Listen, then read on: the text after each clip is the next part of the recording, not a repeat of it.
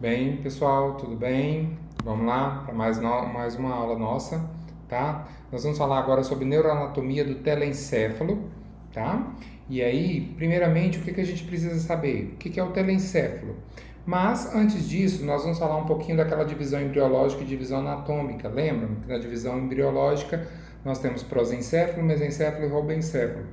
O prosencéfalo dando origem ao telencéfalo e diencéfalo, que num conjunto forma o que a gente chama de cérebro. O mesencéfalo embriológico, o mesmo mesencéfalo depois de formado. O rombencéfalo, dando origem ao metencéfalo e mielencéfalo, sendo o metencéfalo dando origem ao cerebelo-ponte e mielencéfalo ao bulbo, ok? Então, isso aqui é uma revisão do que a gente viu, que algumas pessoas eu vi que ficou com dúvida, eu coloquei esse slide para que a gente pudesse discutir isso daí.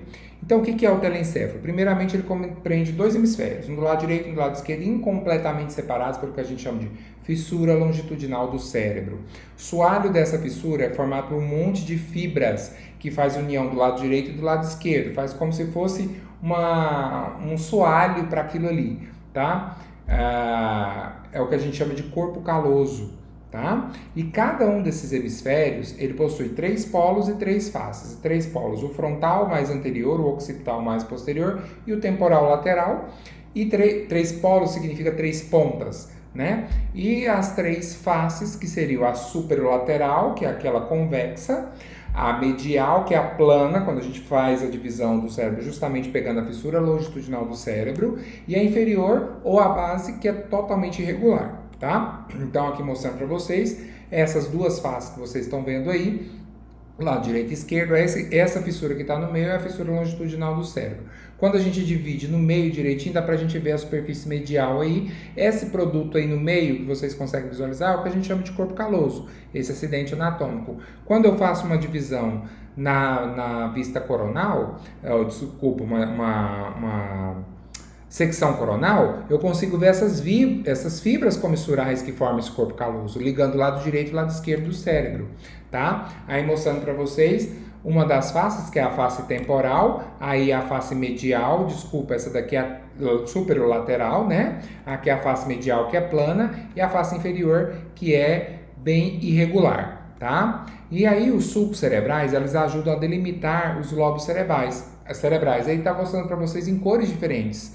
E essa denominação dos nomes desses lobos vai ser de acordo com o crânio a qual se relacionam. Assim, por exemplo, do vermelho a gente tem o lobo frontal, esse verde um pouquinho mais claro nós temos o lobo parietal, o verde um pouquinho mais intenso, mais inferior, eu tenho o lobo temporal e essa parte amarela o lobo occipital. Além do lobo da ínsula que eu tenho que pegar e afastar no sulco lateral, que vocês vão ver daqui a pouco onde fica esse sulco lateral, mas que vocês já podem, pelo nome, já visualizar que seria esse sulco lateral aí que vocês estão vendo.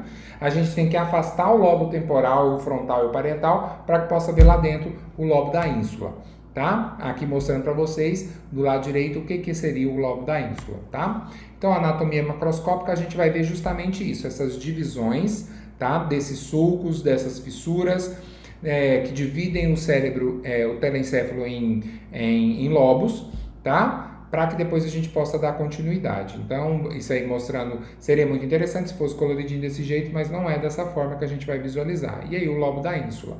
Então, aqui é a face superolateral, mais uma vez, que a gente vai visualizar todos esses acidentes anatômicos. A face superolateral, que a gente também vai visualizar o lobo da ínsula por ela. A face medial aí é a plana, quando a gente divide ao meio, divide o corpo caloso ao meio. E a face inferior, que ela é totalmente irregular. Então vamos começar a visualizar esses acidentes anatômicos, principalmente agora através dessa face superolateral, tá? Então, as depressões na superfície do cérebro a gente chama de sulco, e tudo que é delimitado pelo sulco a gente vai chamar de giros ou circunvoluções. Sabe que 2/3 da área ocupada pelo córtex, que é a parte mais externa, né, do telencéfalo, estão escondidos nos sulcos. Isso você vai ver na segunda parte da aula, quando a gente for falar das questões das modificações estruturais, das classificações estruturais, melhor dizendo. Muitos sulcos, eles são inconstantes e não vão receber nenhum nome, mas a maioria, os sulcos constantes recebem nomes. Outros deles ajudam a delimitar esses lóbulos e vão ter nomes, essas áreas cerebrais também, e vão ter nomes. Os dois mais importantes que a gente vai conseguir visualizar, principalmente na superfície superolateral e na visão superior, é o sulco lateral, que é o sulco de Sylvius, e o sulco central, o sulco de Rolando, tá? Lembrando que epônimo a gente já deixou de usar já há um bom tempo, então a gente utiliza com o sulco lateral e o sulco central. Aí mostrando, vocês podem paralisar essa figura para que possam ver o sulco central, onde ele está localizado, bem no meio, dividido em a parte anterior e a parte posterior, e o sulco lateral, que nós temos aqui na superfície superolateral, dá para ver direitinho aí. Pode paralisar para que vocês possam visualizar isso direitinho. Tá? Aqui um esquema mostrando que o sulco central divide principalmente o lobo frontal do lobo parietal e o sulco temporal, o sulco lateral divide os lobos frontal e parietal do lobo temporal, tá ok? Depois a gente vai falar dos outros sulcos, o sulco, por exemplo, parieto-occipital, que não vamos visualizar nessa visão superolateral, que a gente vai ver só na superfície medial, que divide o parietal e o temporal do lobo occipital, que são os principais nessa superfície superolateral, nessa visão superolateral. Então vamos lá para a face superolateral e os seus detalhes anatômicos. Vamos começar com os sulcos constantes. Primeiro a gente viu o sulco central e lateral, tá? E agora vamos ver os sulcos constantes além deles, tá? Indo para posterior eu tenho o sulco pós-central, indo para o lobo parietal e dividindo quase que em ângulo de 90 graus com o sulco pós-central, o sulco intraparietal. Isso divide os giros e lóbulos da região do lobo parietal. Tá? Indo para anterior, nós temos o lobo frontal. Então, eu tenho o sulco pré-central, que é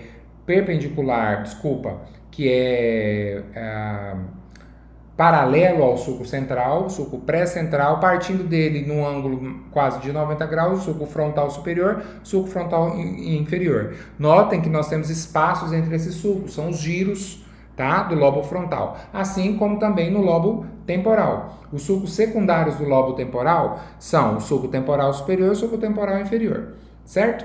E também nós temos aqui no lobo occipital, nós temos os sulcos secundários, que são o sulco occipital superior, sulco occipital inferior, e o sulco parieto-occipital, que a gente só visualiza na visão medial. Então a gente não vai visualizar nessa parte aqui, ok? Então vamos lá, vamos seguindo. O que divide?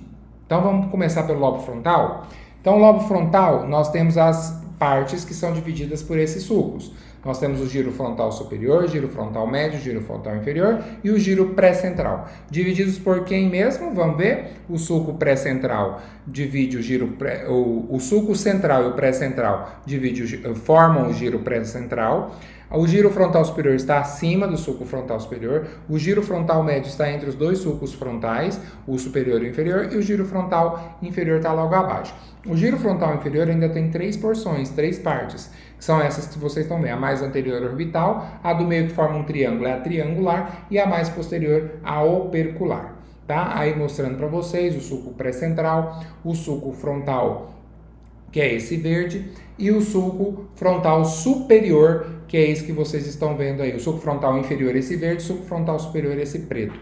Dividindo essas áreas que vocês estão vendo aí agora, vermelho, o pré-central, verde, o frontal médio, e preto, o frontal superior. E o frontal inferior, esse em azul.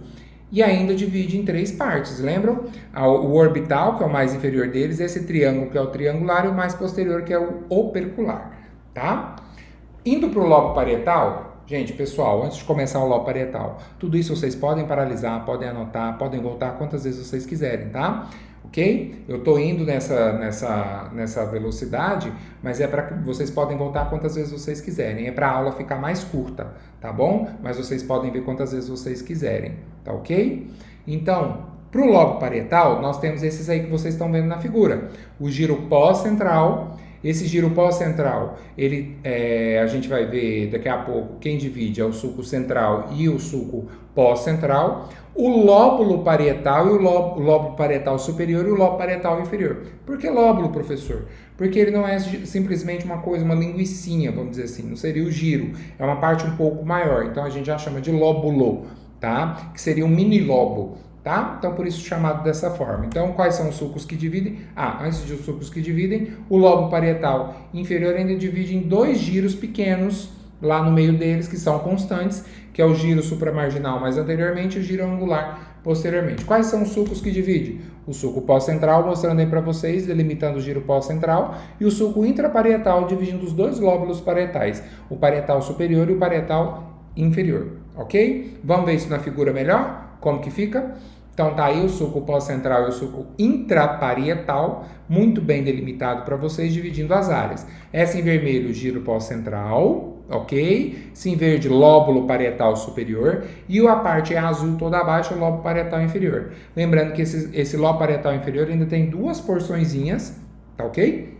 Essas duas porções têm nome porque são constantes. É o giro supramarginal, esse azul mais claro, e o giro angular, que mostra esse ângulozinho que vocês estão vendo aí, que é esse azul mais escuro. Mas ambos os giros, e juntamente com o restante, formam o lobo parietal inferior. Ok? Tudo bem até aqui, pessoal? Podem voltar quantas vezes vocês quiserem. Não é tão complexo assim, depois que a gente vai vendo isso em figuras, vai vendo as cores, vai ficando mais fácil.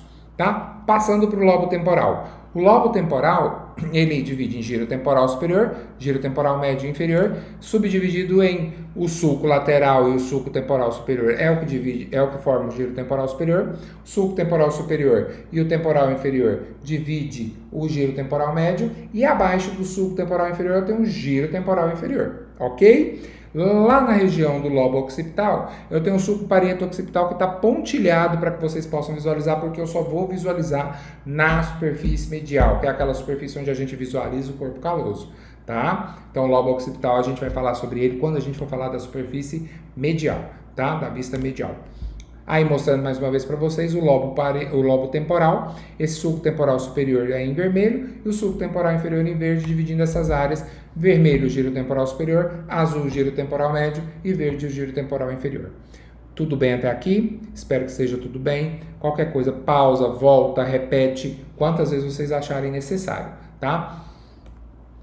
Aqui nessa figura vocês vão parar agora e olhar isso num cérebro in natura, tá? Em cima, acima, nós temos a figura mostrando os sulcos. E abaixo eu tenho a figura mostrando os giros, tá? Ai, professor, é meio difícil. Não, segue direitinho, vai olhando na figura de cima, na figura de baixo, que vocês vão ver que não é tão difícil assim. Lembrem-se, essa figura, ela está um pouco mais anteriorizada, tá? Essa parte que vocês estão vendo é a parte mais frontal. Vocês conseguem visualizar mais frontal, não está tão lateralizada quanto naquela superfície que a gente mostrou há pouco tempo atrás, tá bom? Então parem essa figura, visualizem isso direitinho, memorizem, voltem e memorizem tudo isso, tá ok? Vamos seguindo então.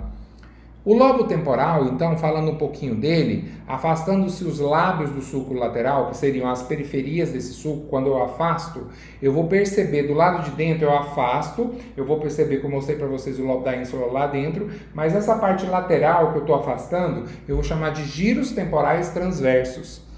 Desses giros temporais transversos, o mais evidente é o que está mais anterior deles, que é o giro temporal transverso anterior. É ali naquele ponto que eu tenho o centro cortical primário da audição. Quando a gente for falar lá na frente de córtex cerebral, a gente vai falar dessa área de Wernicke, tá? Então, lembre-se disso aí. É o giro temporal transverso anterior que nós vamos, que é o centro cortical da audição. Nessa figura, um corte coronal de uma ressonância magnética, mostrando para vocês esse número 1, que é o giro, mostrando para vocês o giro temporal transverso. Nesse caso, o giro temporal transverso anterior, dependendo do corte, indo mais para quanto mais anterior for, a gente vai visualizar isso melhor. Nesse corte está visualizando direitinho o anterior, tá? Que é a área de Wernicke. A ínsula, aí mostrando para vocês, eu já tirei parte do frontal, parte do parietal e quase todo o temporal, eu consigo visualizar a ínsula. Aí são dois sulcos somente, o sulco circular da ínsula e o central da ínsula, que divide a ínsula nesses dois giros. Esse verde que são os giros curtos e o vermelho que são os giros longos da ínsula. Não tem muito segredo com relação à ínsula, tá ok? Alguma dúvida até aqui? Qualquer coisa voltem, vamos olhar agora a superfície medial, a face medial, que ela é toda cheia de detalhes e a gente vai falar um pouquinho sobre ela. tá? Então nós vamos falar primeiro do corpo caloso, a gente já mostrou para vocês, mas vamos mostrar que é a maior comissura interhemisférica, que faz justamente a divisão entre lados direito e esquerdo pela fissura longitudinal do cérebro, tá? Ela para naquele soalho, o soalho é chamado de corpo caloso, ok? As fibras penetram uma de cada lado, ligando as áreas simétricas do lado direito e do lado esquerdo do córtex cerebral, ok? O fórnix é uma estrutura que parte do corpo caloso e arqueia-se em direção ao que a gente chama de comissura anterior. Comissura anterior, para quem não lembra, é aquela parte mais anteriorzinha lá na região bem inferior, próxima à região do quiasma óptico, tá? Então, partindo ali daquela comissura anterior, indo para o corpo caloso, eu tenho o fórnix, que é uma importante via de conexão do sistema límbico, que está ligado às emoções. Quando a gente for falar sobre o sistema límbico, a gente vai falar sobre ele. E o septo pelúcido. O septo pelúcido está entre o corpo caloso e o fórnix. O que eles formam? São duas lâminas postas lado a lado. Entre eles tem um espaço virtual que eu chamo de cavidade do septo pelúcido. O que o septo pelúcido separa? Essas lâminas separam? Os ventrículos laterais. As duas cavidades que nós temos lateralmente na região do telencéfalo. Ok? Vamos ver esses detalhes agora. Primeiramente, começando pelo corpo caloso. O corpo caloso ele é subdividido todas essas áreas.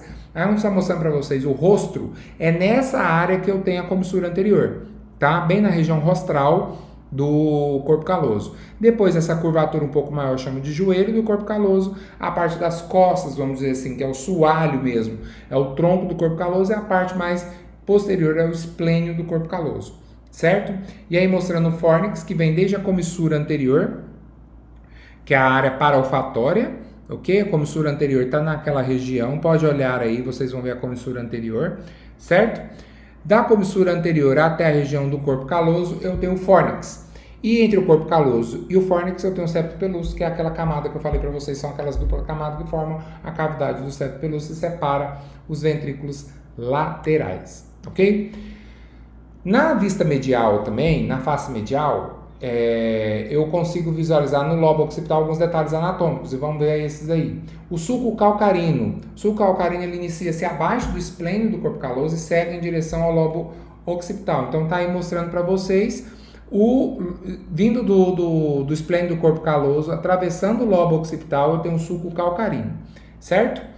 O sulco parieto-occipital, que é aquele que eu falei para vocês que a gente só ia visualizar pela face medial, ele é muito profundo e ele separa o lobo occipital do parietal. Ele encontra-se quase que em 90 graus, um ângulo agudo com o sulco calcarino, mostrando para vocês, está aí, ó. Esse sulco que sobe é o sulco parieto-occipital, ok? Tá vendo que está delimitando áreas? Então vamos ver qual é o nome dessas áreas. Voltando aqui, o cúneus, então é o lóbulo existente, lóbulo, perdão, porque está tudo dentro do lobo occipital. Então, o lóbulo existente entre os dois sulcos que nós citamos acima. Então, o cúneus, essa área que vocês estão vendo aí, está assinalada aí para vocês. O outro é o pré-cúneus. Já o pré-cúneus já está no lobo parietal. Ele está anteriormente ao sulco parieto-occipital, tá? Então, aí mostrando para vocês o pré-cúneo, no néter está escrito pré-cúneo, sem problema nenhum. Cúneus do latim com acento, já fica no português, ou pré-cúneo. Professor, posso usar cúneo? Pode. Esse nome é o mais usado, cúneo, ok? E o giro occipito-temporal medial, que a gente também vê pela vista medial, ele está abaixo do sulco calcarino. E depois, guardem esse nome, ele continua anteriormente na vista inferior já do cérebro, vocês vão ver com o giro parahipocampal. Quando a gente for falar da superfície inferior, a gente vai falar sobre esse giro occipito-temporal medial, tá? E o occipito-temporal, e os outros occipito-temporal, o temporal médio, a gente vai falar sobre eles, tá? E o giro parahipocampal. Então tá aqui, ó, o giro temporal, occipito-temporal medial, certo? Então, aí mostrando para vocês os dois, o cúneus e o giro occipito-temporal medial, certo? Continuando, passando para o lobo frontal, que a gente falou do pré-cúneus, eu tenho o sulco do corpo caloso. O sulco do corpo caloso, ele circunda toda a região do corpo caloso, tá? E já no lobo temporal, ele continua já no lobo temporal com o sulco do hipocampo. A gente vai falar sobre isso quando a gente for ver a vista inferior, tá? Então, o sulco do corpo caloso, ele contorna todo o corpo caloso, certo? Então, sulco do corpo caloso. O sulco do cíngulo, ele é paralelo ao anterior. Ele é separado do mesmo... ele é paralelo, desculpa, voltando um pouquinho. Ele é separado do anterior, ele é paralelo ao anterior. E ele é separado pelo giro do cíngulo, tá? Então, o giro do cíngulo é a porção de córtex de telencéfalo que separa os dois sulcos, o sulco do corpo caloso e o sulco do cíngulo, tá?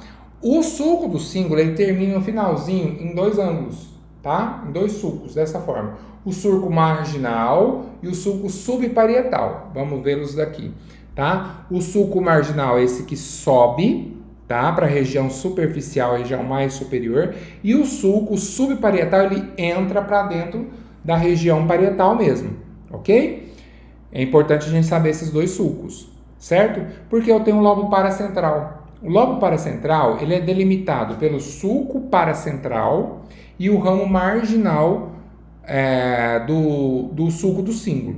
Então vamos lá, vamos voltar lá na figura. O sulco paracentral é um que está paralelo ao ramo marginal, tá bom? Então tá aqui mais para anterior, sulco paracentral. Ah, professor, por que ele chama o sulco paracentral?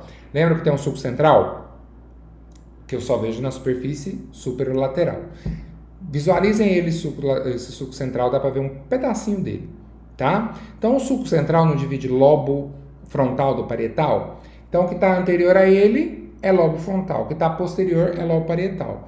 Então, esse pedacinho existente entre o ramo marginal do sulco do cíngulo e o sulco paracentral, eu chamo de quê?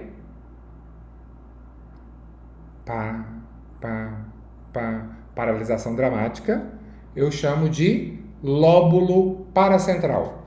Esse lóbulo paracentral, ele pertence ao lobo frontal ou lobo parietal? Mais uma pausa dramática. Ele pertence aos dois, tá? Lembre-se que é o sulco central que divide esses dois. E o sulco central está mostrando para vocês, ele está bem dentro do lobo paracentral, tá bom?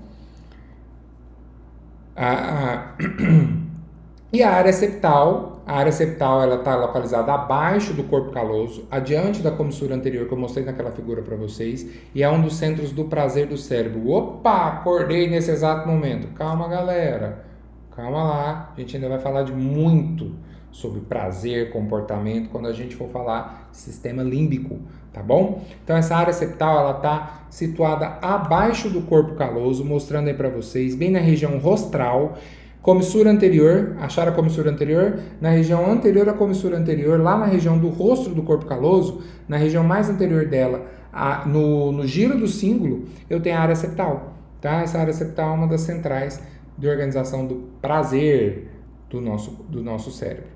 Tá? Ainda com relação ao lóbulo paracentral, o lóbulo paracentral, nas partes anterior e posterior desse lobo, é onde se localiza respectivamente a área motora e sensitiva relacionada com a perna e com o pé, e a gente vai falar sobre isso quando a gente for falar sobre o córtex, tá bom? Então, aí tudo que eu falei para vocês até agora, esse em vermelho é o giro do cíngulo, tá? Delimitado pelo sulco. Qual que é esse sulco que envolve o corpo caloso? O sulco do corpo caloso e o sulco do cíngulo, ok? Esse verdinho é o lóbulo paracentral, que pertence aos dois.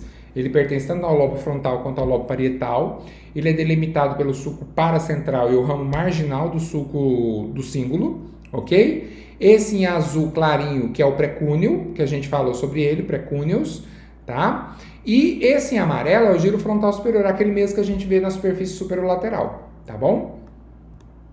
Indo para a face inferior, vamos lá.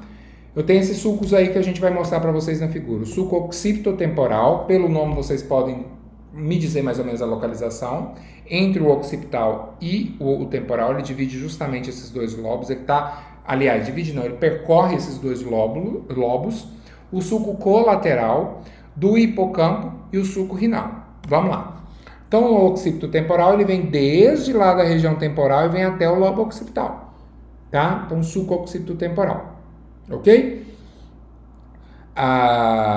Seguindo, eu tenho esse em verde, eu tenho o sulco colateral, que é paralelo ao occipito temporal. Continuando com o sulco nessa região mais anterior, eu tenho o sulco rinal, que é lá mais para a região anterior. O sulco do hipocampo é esse mais medial, e esse verde mais fluorescente, mais verde água, vamos dizer assim, é o sulco calcarino, aquele mesmo que a gente visualizou lá na face medial, tá? Tá vendo que ele está dividindo porções? Essas porções têm nomes. É o giro temporal inferior, aquele mesmo giro temporal inferior que a gente viu na superfície superior lateral, giro temporal superior, médio, inferior, a gente visualiza ele por baixo, tá? O giro occipito temporal lateral e o occipito temporal medial, que são dois giros pertencentes aos dois lobos, ao lobo temporal e ao lobo occipital. O giro parahipocampal, o uncus, que é a porção anterior em torno do sulco do hipocampo, eu costumo dizer que é uma linguetinha que existe ali, e o istmo do cíngulo, que a gente vai ver onde se localiza. Tá aí mostrando para vocês. Esse mais lateral é o giro temporal inferior, esse vermelho é o giro occipito temporal lateral, tá? O giro occipito temporal medial é esse verde, contínuo com o verde, com o giro occipito temporal medial, tem o giro parahipocampal na região mais anterior, a linguetinha, essa rosa, a rosada aí é o uncus, e o istmo do cíngulo, que é esse pedacinho, esse girozinho pequeno que nós temos nessa área aí, que está delimitada por aqueles sulcos que eu mostrei para vocês, tá bom? Indo do lobo frontal, pessoal, vendo o lobo frontal ainda por essa vista, nós temos alguns sulcos que a gente precisa ver. O primeiro deles é o sulco olfatório, tá? Então, eu vou mostrar essa figura aqui que fica fácil da gente ver. O sulco olfatório é esse que está delimitado de preto aí, para que a gente possa ver. A gente tem que tirar aquela região do bulbo olfatório e do trato olfatório.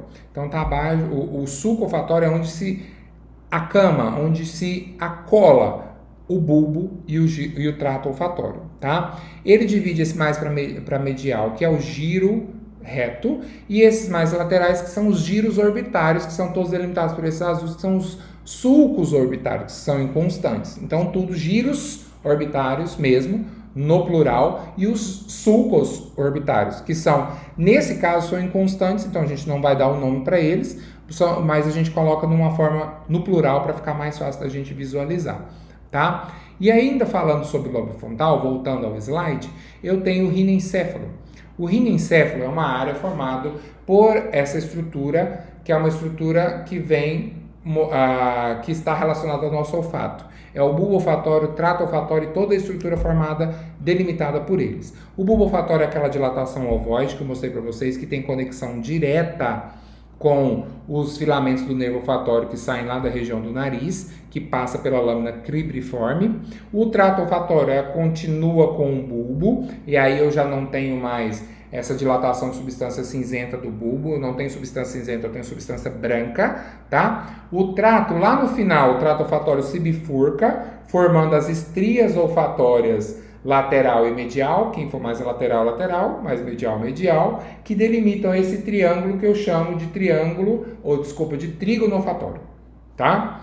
Atrás do trígono existe a substância perfurada anterior, que é um monte de pequenos orifícios para passagem dos vasos, que a gente já viu a substância perfurada posterior, agora a gente está vendo a substância perfurada anterior. Aí mostrando para vocês as estrias olfatórias, as delimitações, a medial e a lateral. Esse triângulozinho formado aí eu chamo de trígono olfatório, formado pelo trato bulbo e as estrias olfatórias. Essa área, dessa forma assim, eu chamo de triângulo ou trígono olfatório, trígono olfatório, e aí mostrando para vocês a substância perfurada anterior, logo abaixo das estrias olfatórias, essa bifurcação da medial com a lateral, ok?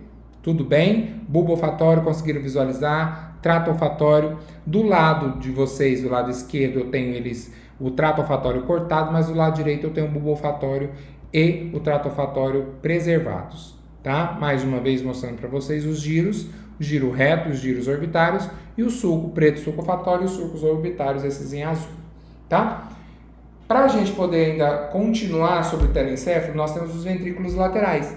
Os hemisférios, eles possuem duas cavidades, uma do lado direito e uma do lado esquerdo, que se comunicam com o terceiro ventrículo. Ambas se comunicam com o terceiro ventrículo pelos forames interventriculares. Exceto por esses forames, não existe nenhum tipo de comunicação dos ventrículos laterais com o meio externo. Diferente do terceiro e do quarto ventrículo, nós temos os recessos, tá? Eles apresentam, esses ventrículos laterais, uma parte mais alongada, uma parte central e três pontas, três partes alongadas, que são os três polos ou três cornos, tá? Eu tenho o corno anterior que está localizado no polo frontal, eu tenho o corno posterior no polo occipital e eu tenho o corno inferior que é na região do polo temporal, tá? Esse é um corte axial na região do corpo caloso, mostrando para vocês os ventrículos laterais e o terceiro ventrículo, tá? O terceiro ventrículo aí no meio e os ventrículos laterais. Essa seta branca que vocês conseguem visualizar aí mostra justamente a passagem do ventrículo de um ventrículo para o outro,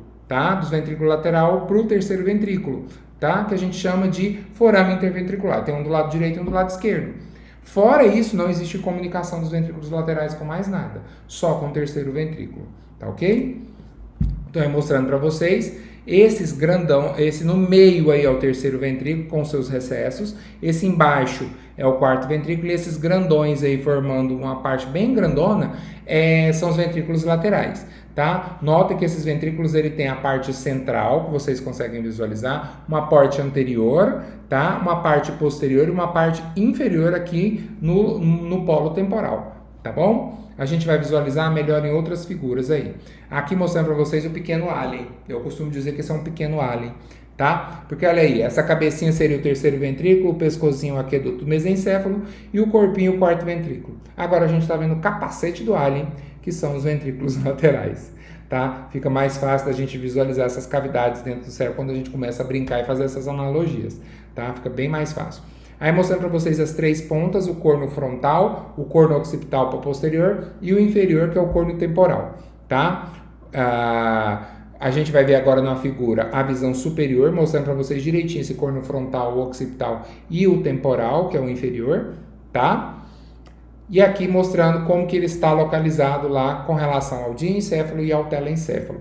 E também, desculpa, o quarto ventrículo aí mostrando o corpinho do pequeno alien, o quarto ventrículo que é relacionado com o tronco encefálico, ok? Aí o pequeno alien de capacete, para que vocês possam ver de novo. Corno posterior, corno inferior, corno anterior. Ah, professor, qual que eu vou usar? Vocês vão dar preferência para corno frontal, corno occipital, corno temporal. Mas não tem problema nenhum corno anterior, corno posterior e corno inferior. Tá certo do mesmo jeito, ok?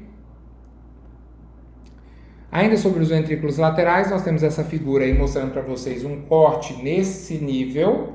Como que eu chamo esse corte nesse nível? Esse plano é o plano axial. Então, o corte axial mostrando as duas cavidades que vocês estão vendo aí, uma visão superior. Essas duas patinhas de coelho que vocês estão vendo aí é o hipocampo, que a gente vai falar daqui a pouco deles. Ele forma lá, ele está lá no soalho dos ventrículos laterais, tá? E essa parte no meio aí é aquele fórnix que vocês viram lá, tá?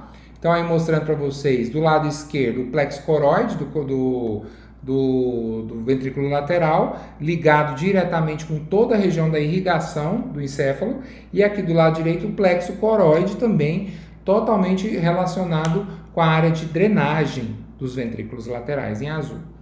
O hipocampo, então, como eu acabei de mostrar para vocês aquela patinha, o soalho do corno, está lá no soalho do corno inferior. É uma elevação curva e muito pronunciada, acima do giro parahipocampal, que é aquele que a gente visualiza na visão inferior. Ele é um tipo de córtex muito antigo, tá? E faz parte do nosso sistema límbico. Ele está relacionado a quê, professor? Está relacionado a funções psíquicas, comportamento, memória, e nós temos um dos tipos de epilepsia, a epilepsia temporal medial, a epilepsia temporal medial, que ela causa todos os problemas da epilepsia comum, que são os tremores, mas ela causa mudanças de comportamento, tá? No hipocampo, porque o hipocampo vai ele vai atrofiando, tá? E aí o paciente passa a mostrar isso daí, tá ok? Então, vai mostrar mais uma vez para vocês o fórnix que eu falei e o hipocampo, tá ok? Espero que não tenha dúvida nenhuma até aqui. Mostrando a localização do corpo caloso, tudo certinho. Aí mostrando onde está o hipocampo, esse em vermelho, tá? Ou em vermelho, não, acima do vermelho aí. Mostrando direitinho o fórnix ligando essa área. E ele parece um cavalo marinho, tá? O cavalo marinho do nosso cérebro. Certo? Então, pessoal, eu vou terminando aqui essa primeira porção da aula, eu vou dividir em duas porções para não ficar tão longo, tá? Vocês podem fazer um intervalo e depois acessar o outro link da outra aula que a gente vai falar sobre córtex cerebral. Lembrando que quem não sabe o que procura não interpreta o que acha. Isso é uma frase de Claude Bernard muito interessante. A anatomia serve para isso, para que vocês saibam o que procurar, tá? Porque vocês vão ter que interpretar. E a gente vai trabalhar muito com imagem. Nós, profissionais de saúde, trabalhamos com imagem. E não existe interpretação de imagem sem conhecimento de anatomia. Então, eu espero que até aqui esteja tudo bem. Vou interromper a nossa gravação aqui e vou continuar na próxima gravação com o córtex cerebral. Até mais, um beijo, faça um intervalo, vai lá no banheiro, toma água, lancha e volta para ver o outro link da outra aula. Beijo, fiquem com Deus e até daqui a pouco. Um abraço, vamos encerrando por aqui. Então vamos lá, pessoal. Vamos agora falar sobre córtex cerebral. O que é o córtex cerebral? Aí mostrando para vocês essa área cinza, substância branca mais do meio, e o córtex cerebral, essa área cinzenta. Córtex cerebral, substância cinzenta, núcleos, nós temos o quê? Corpos de neurônio, mostrando aí na figura, tá? E aí nós vamos seguindo falando sobre essa classificação do córtex cerebral. Depois a gente vai falar sobre substância branca, núcleos da base, não se preocupem com isso. Vamos falar só sobre córtex cerebral. O córtex cerebral ele tem uma classificação anatômica, que é essa que a gente acabou de falar na aula passada, baseada nos giros e sulcos, tá? E eu tenho a classificação filogenética. A filogenética é como aquela classificação filogenética do cerebelo, que é de acordo com a sequência de formação desse órgão. Aí vocês estão vendo em azul, que é a região do rinencéfalo na classificação anatômica, que é o paleocórtex. Esse em vermelho aí, que é o arquicórtex, e essas duas regiões laterais, que é o periarquicórtex, tá? E o restante do telencéfalo, que eu chamo de neocórtex, ok? Essa é a classificação filogenética. E eu tenho a classificação estrutural, que leva em consideração de acordo justamente a composição, as características, as camadas, a disposição das camadas, a espessura dessas camadas, que são essas que estão aí mostrando para você. Lâmina molecular, lâmina granular externa, lâmina piramidal externa, granular interna, piramidal interna e a lâmina multiforme. Essa sequência, que é uma sequência histológica, dá essa classificação estrutural. E a divisão mais aceita é a divisão que a gente chama de classificação de Brodmann, que são essas áreas que vocês vão ver aí. São 52 áreas baseadas nessa estrutura, tá?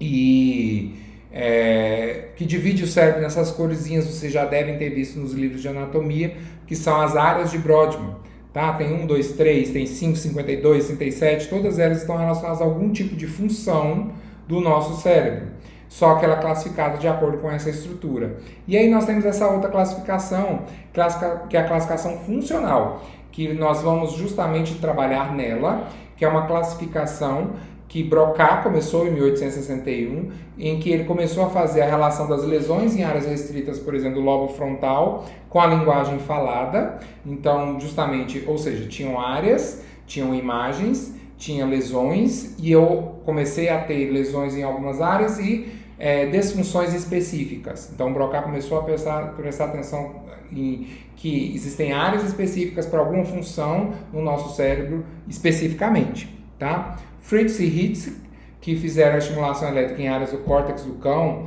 e aí estimularam o movimento de certas partes do corpo, ou seja, existe função. Então esses foram os primeiros que começaram, tá? Então essas áreas funcionais, elas devem ser consideradas como especializações funcionais, não como caixinhas fechadas, compartimentos isolados, tanque. Eu tenho que considerá-las como áreas funcionais, tá? Como especializações funcionais, ok? Então, aí mostrando quem foram os pesquisadores. Prazer, Paul, Pierre, Broca, tá? Os dois alemães, tá? Alemães não, tá, pessoal? Falei por querer, tá? O teacher sabe que é alemães. Eduard Hitzig e Gustav Fritsch, ok? E aí nós temos também o Kobynian Brodmann, que também trabalhou com essa funcional, mas ele foi o precursor da classificação estrutural, e a que a gente vai utilizar, a classificação funcional que a gente vai falar sobre ela agora, nós vamos fazer uma mistura da funcional com a estrutural. Nós vamos dizer quais são as áreas de Brodmann relacionadas a isso. E o grande Alexander Luria, que veio para terminar essa classificação funcional. Ele justamente pegou o que Brodmann fez com a classificação estrutural, pegou o que Pierre Broca, Ritz e Fritz fizeram da classificação funcional e terminou de fazer a nossa classificação funcional que a gente tem. Então, a classificação funcional leva em consideração que o córtex cerebral é dividido em duas áreas. A área de projeção, também chamada de área primária, que são as que recebem ou dão origem às fibras relacionadas diretamente com sensibilidade e motricidade. Tá bom? Recebem ou dão origem às fibras. Lembrando que nós estamos falando de substância cinzenta. Então, só pode estar chegando informação ou saindo informação dessas áreas de projeção. E a outra, que é essa área de projeção, ela é dividida em sensitiva e motora, tá? Essa área de projeção, a área primária na sensitiva é a identificação da sensibilidade e a motora, iniciação do movimento. A gente vai falar sobre isso daqui a pouco, só dando um start. E a segunda porção é a área de associação, tá? Que está relacionada com diversas funções, faz essas áreas de projeção e relaciona com as funções psíquicas complexas. E essa área de associação é dividida em duas partes. A área secundária, que é a união predominantemente com a área primária de mesma função, e a gente chama isso de unimodais. Por exemplo, a área secundária sensitiva está relacionada à gnosia, que a gente chama, que é o conhecimento, noção, função de um objeto, e a área motora, que também é chamada área motora secundária, que é a pré-motora, é aquela que faz os padrões de movimentos envolvendo grupos musculares que executam funções específicas, tá? Como, por exemplo, posicionar ombros e braços para fazer o movimento principal, ok? E a terciária é aquela que está envolvida com a atividade psíquica superior. Por exemplo, memória, pensamento abstrato, mantém conexões com as áreas unimodais, que eu acabei de falar com você, com as secundárias, e com as outras supramodais, que é essa terciária. E as lesões nessas áreas terciárias não causam nenhum prejuízo motor ou sensitivo. Vai causar prejuízo de memória e atividade psíquica relacionada a essa área sensitiva e a área motora, que está sendo prejudicada por lesão em áreas terciárias. Tá? A classificação funcional, então, leva em consideração a área de projeção e a área de associação. Ok? Então, eu mostrando para vocês a área de projeção, a área primária e as áreas de associação. Tudo que eu falei, peguem bastante por esse quadro. Tá? Esse quadro, esse slide que eu acabei de colocar para vocês, podem fixar a partir disso daí. Ok? Enquanto, com relação a isso, nós vamos falar sobre as áreas corticais sensitivas primárias. Então, são aquelas áreas de projeção, só que são as sensitivas, nós vamos falar. Depois a gente vai falar das motoras. Vamos falar existe a área somestésica primária, que é aquela que recebe sensibilidade geral, tato principalmente, chamada de sensitiva geral também, somatosensitiva, onde ela está localizada no giro pós-central. A área visual primária está nos lábios do sulco calcarino, tá? O sulco calcarino é aquele localizado lá no lobo occipital.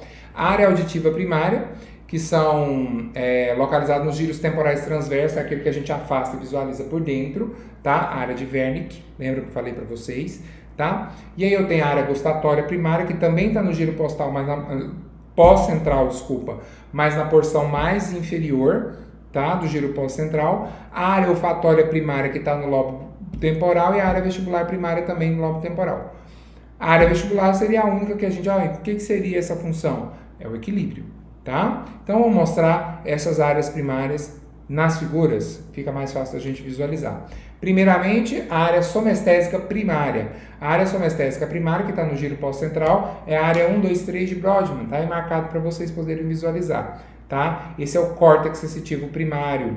A área somestésica primária. A área somestésica geral. Sensitiva geral. Tá? As principais sensibilidades chegam aí, tato, pressão, temperatura, tudo é interpretado aí nessa área, ok?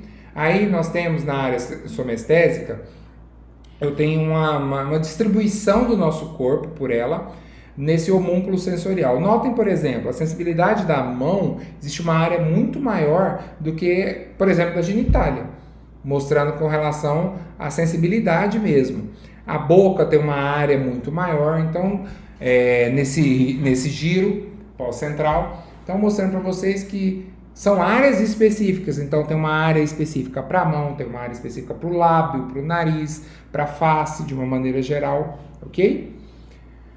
O córtex sensitivo, a área visual, onde é a área visual? O córtex sensitivo visual primário, onde que é? Mostrando para vocês, está aqui, ó, os sulcos do lábio calcarino. lábios do sulco calcarino, perdão. A área 17 de Brodmann, mostrando aí na área para vocês no lobo occipital, tá?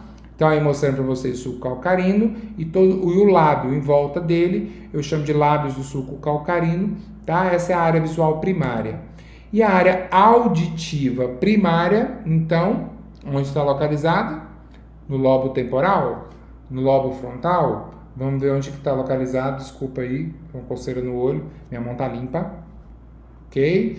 Essa, principalmente a área 41 de Brodmann, tá? Essa área que está achurada aí para vocês, mostrada aí, tá? Área 41 de Brodmann e 42. Essa é a área auditiva primária, ok? Justamente nessa área do sulco lateral, lembram? Aí o sulco lateral eu vou afastá-lo para ver os giros transversos do temporal, tá? Lá nos giros transversos que tem a área de Wernicke, que é a área principal da área auditiva, ok? A área auditiva primária.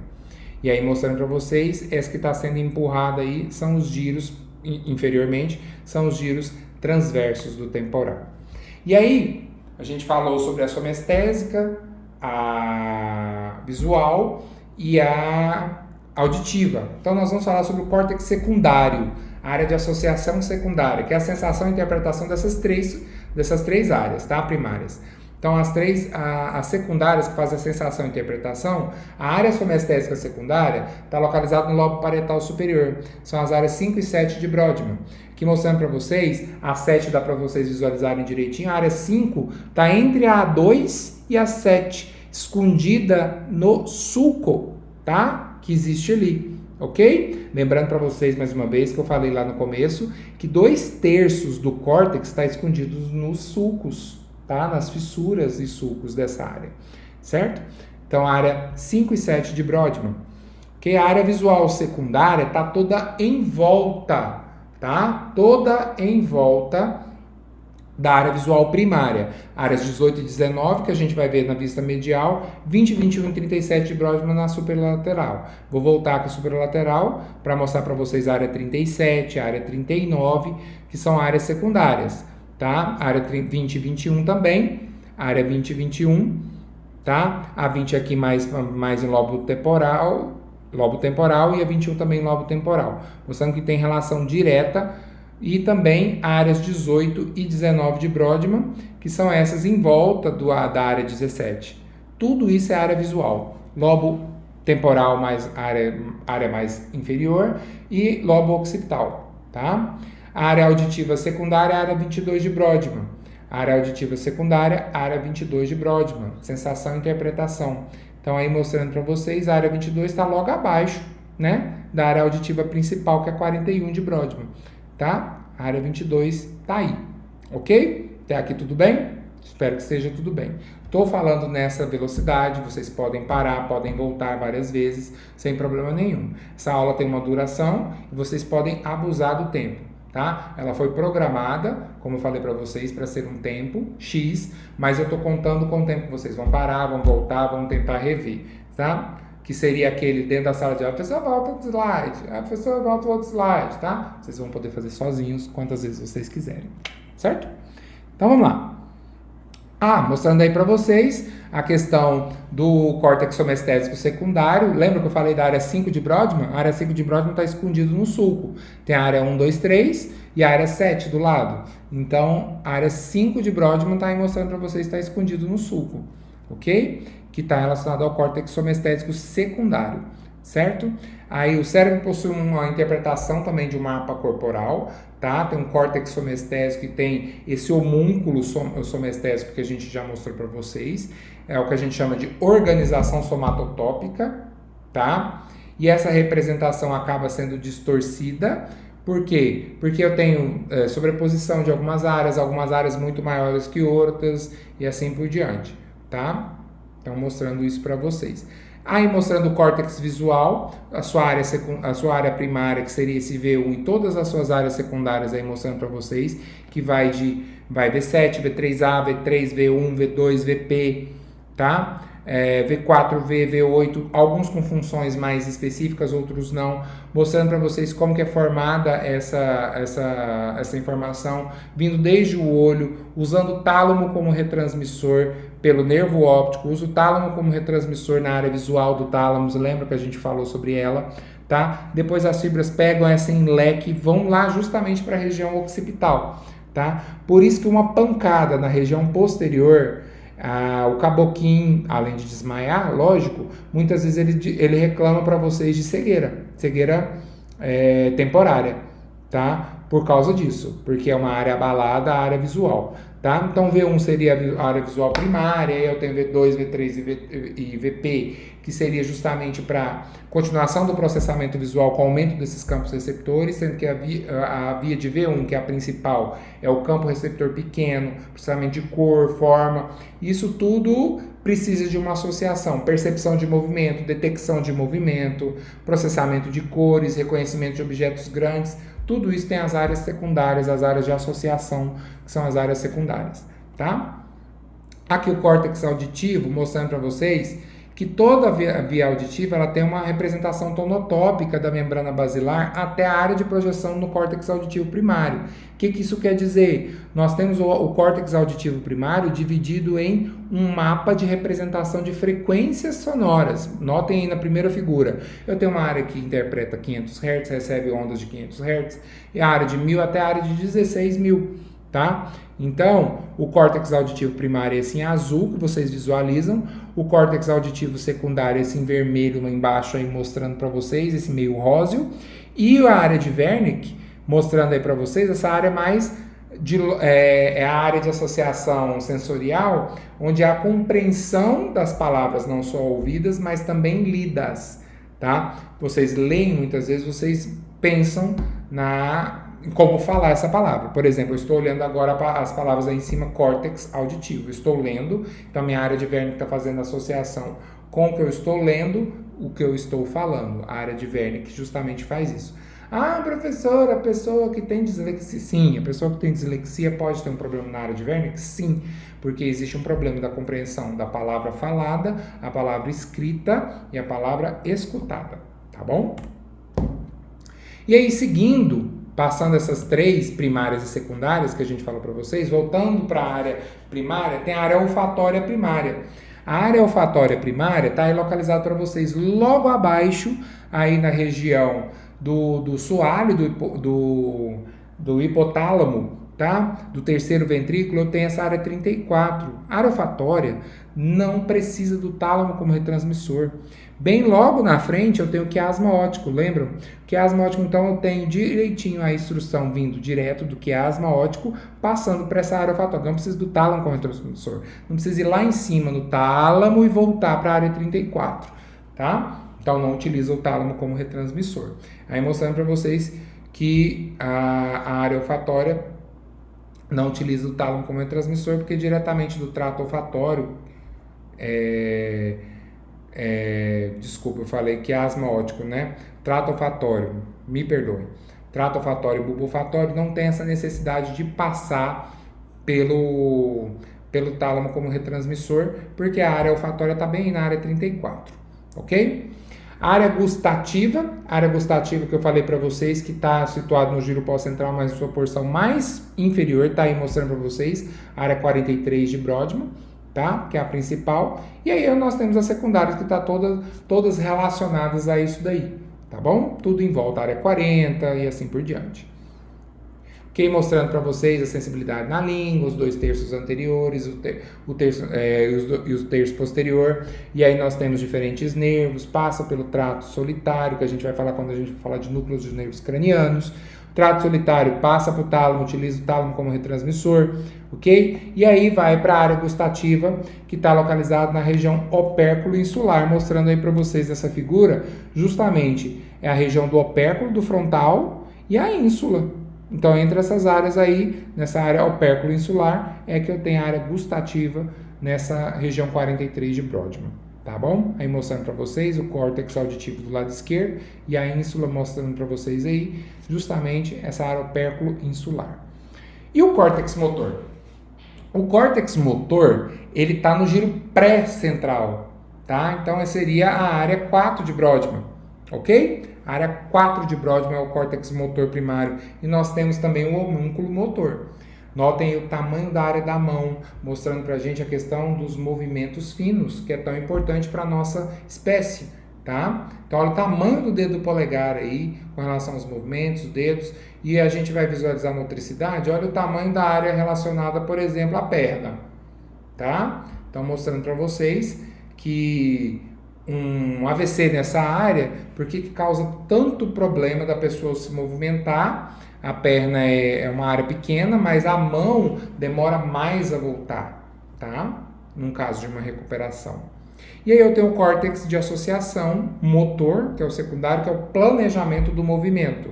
Aí essa área de associação secundária, ela se divide em área motora suplementar, que é a área 6 de Brodmann, área pré-motora, tudo isso de planejamento, que é a área 44 de Brodmann, e a área de Broca, que é da expressão de linguagem, que é a área 45 de Brodmann. Então, aí mostrando para vocês a 6, a 44 e a 45. Voltando, motora suplementar, pré-motora e de Broca. Motora suplementar, pré-motora e de Broca. 6, 44, 45. Tá? Lembrando que a área de Broca está relacionada à expressão da linguagem. Wernicke está falando com palavras, palavra, escutada, falada, audição. Lembre-se disso que a gente vai falar dessa associação daqui a pouco. Área 6, 44, 45 de Brodmann.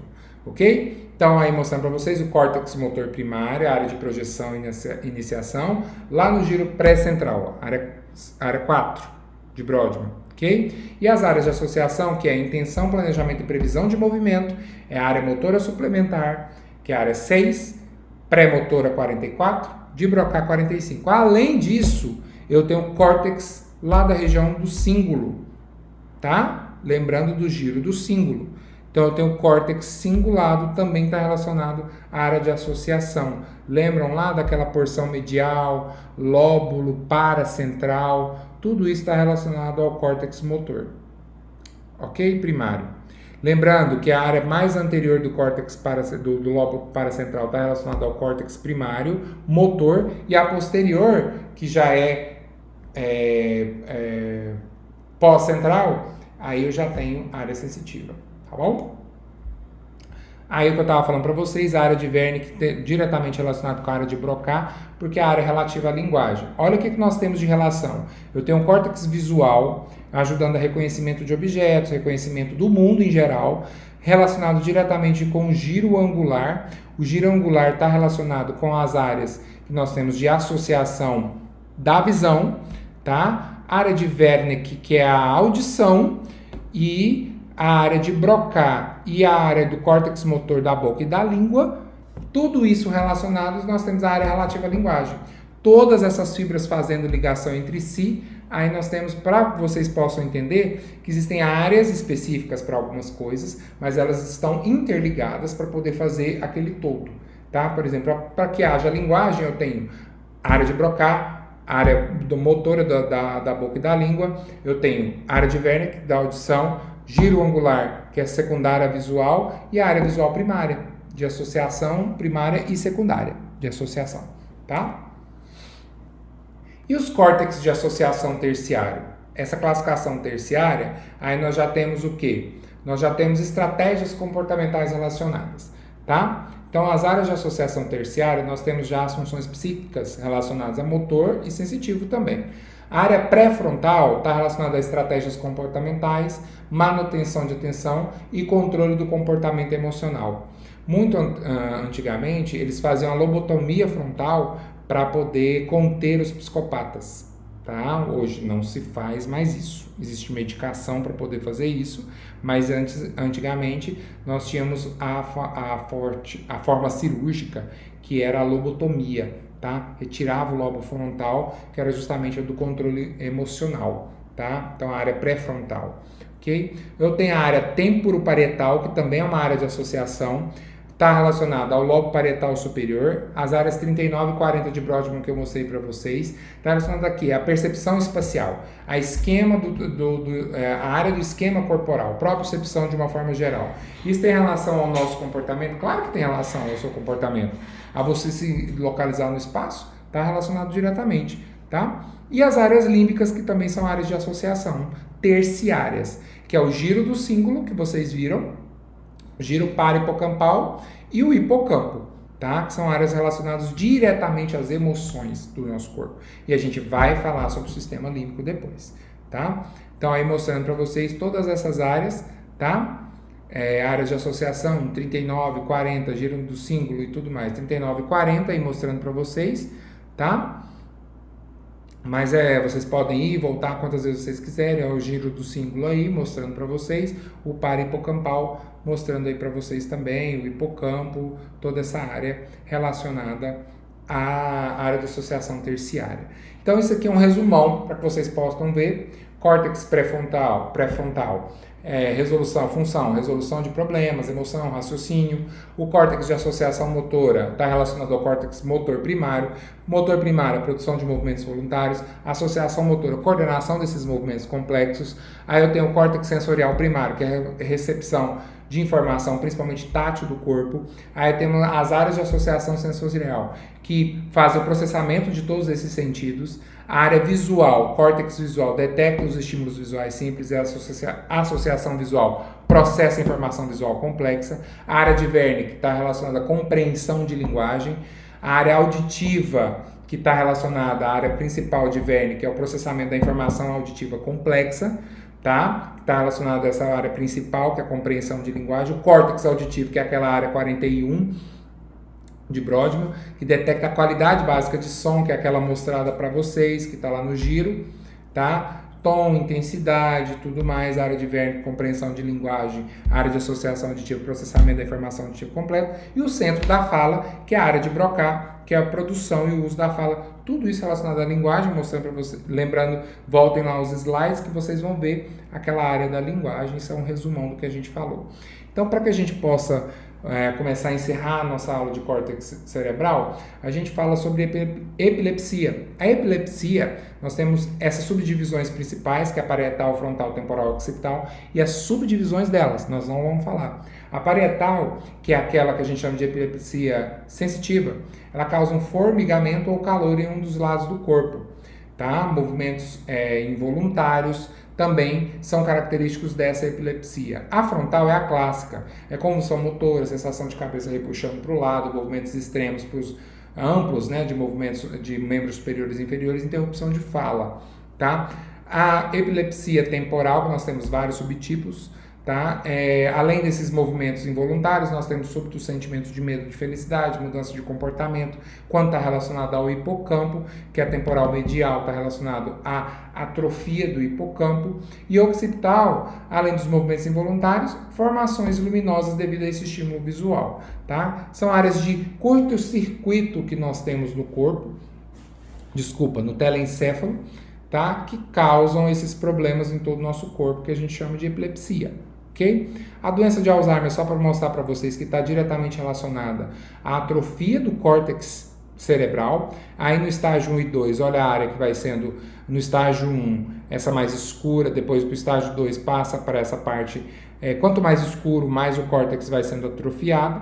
Olha o estágio 3 e 4, a quantidade de atrofia que nós já temos do córtex cerebral, e o estágio 5 e 6 que passa a ser incompatível com a vida, porque aí nós temos problemas respiratórios, problemas motores, problemas visuais, problemas, gustativos e tudo mais. Então passa a ser insuficiente, passa a ser incompatível com a vida. Eu espero que eu tenha conseguido passar a mensagem para vocês. Vocês vão ler todos os textos que eu vou postar para vocês. Vocês vão seguir tudo isso daí para que a gente possa, então, encerrar a região do telencéfalo, ok? A gente falou já sobre tronco encefálico, diencéfalo, telencéfalo, ok? E cerebelo, certo? Então, nós fechamos o encéfalo em todas as suas funções e anatomia macroscópica, e também agora um pouco de fisiologia, de neurofisiologia com essa aula de córtex cerebral. Ok, pessoal? Então depois a gente volta com outras partes das aulas para que vocês possam continuar os estudos de vocês. Tudo bem? Então Deus abençoe vocês, fiquem no isolamento, tá? Quem puder ficar no isolamento e a gente vai conversando. Um beijo, um abraço, fiquem com Deus e até a próxima oportunidade. Até mais. Tchau.